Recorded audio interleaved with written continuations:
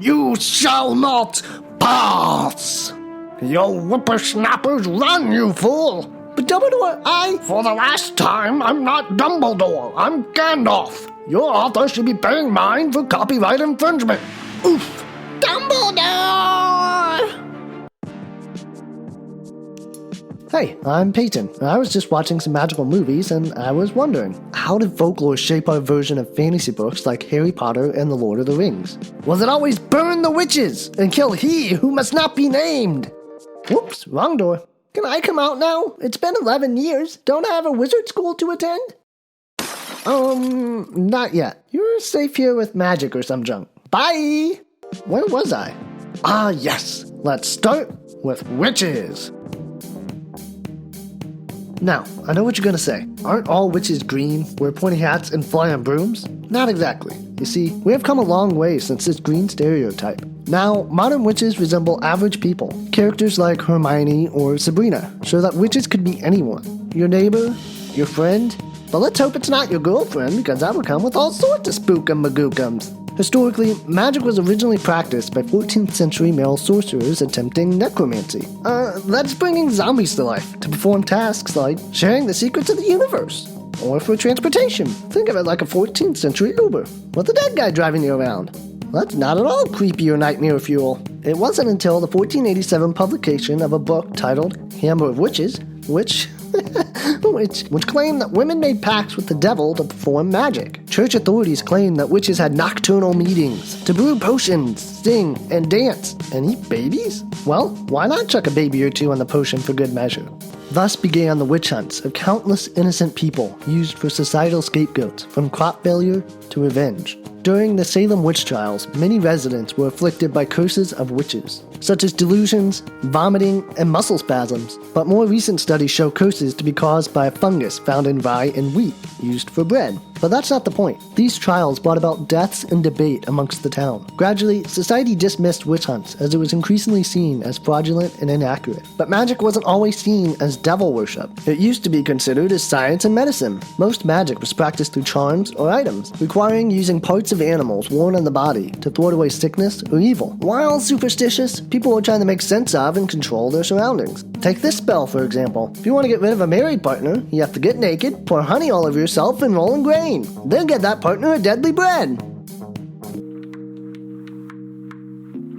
Gradually, people's perception of magic changed when they started to integrate magic with fairy tales and folklore. This gave some moral and societal examples for children and adults, despite early drafts having tragic endings and being really scary. This can be seen through stories like Hansel and Gretel and Snow White. In both stories, characters take something from strangers and suffer a consequence.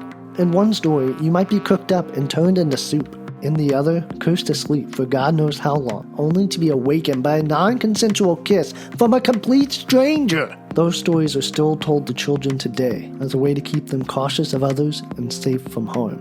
Let's take a look at the King Arthur story. You have a brave knight and a kooky wizard named Merlin. Together, they get a magic sword from a water lady, go on a quest for the Holy Grail, and establish a round table in England. The story has been rehashed 1,000 times, but is important because it gave England a fighting hero for their land amongst constant battles from outside forces. It brought about a change in their perception of magic. Merlin wasn't the villain. He was the aide in battle to a king appointed by God. This was an important distinction because it brought us into a modern approach to fantasy. Modern fantasy books came about in the 19th and 20th centuries, popularized through Tolkien's series, The Lord of the Rings. Elements of old folklore are clear in Tolkien's work. The resemblance of Gandalf to Merlin, Frodo having an epic quest with the powerful One Ring. This was done to create a long-lost tale aimed as a historical hope after 2 world wars, similar to how King Arthur was used for 14th and 15th century England. The success of Tolkien's work catapulted fantasy stories into the mainstream, inspiring authors with a new sense of wonder. In the 1990s, Harry Potter emerged as the best-selling book series of all time. Though popular, they suffered backlash from religious groups attempting to ban the books, claiming that it encouraged children to practice witchcraft, while at the same time ignoring the countless examples of compassion. courage and friendship found in the stories. I mean, I don't really see children running into magic walls to get onto a magic train to go to a magic castle. Well, that's none of my business.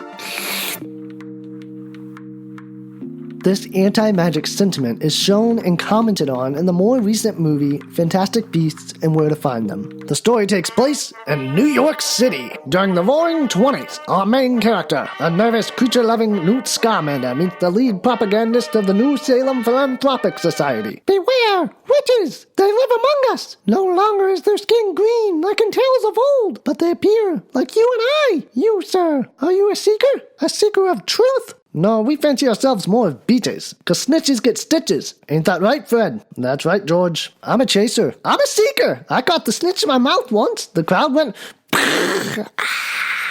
How'd you get here? Time turner. Anyways, why haven't we done a cameo like this before? We're in the same franchise, after all. We could call it the Wizarding World Universe. What? Just like Marvel, except for Johnny Depp. Ew.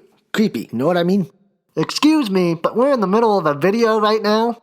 Oh, right. Continue. All right, quiet on set, and action! Notice the sign with a pair of hands breaking a wand amid fire. She is clearly making a reference to the witch hunts from the 14th and 15th centuries, attempting to bring that same hatred and fear to other people.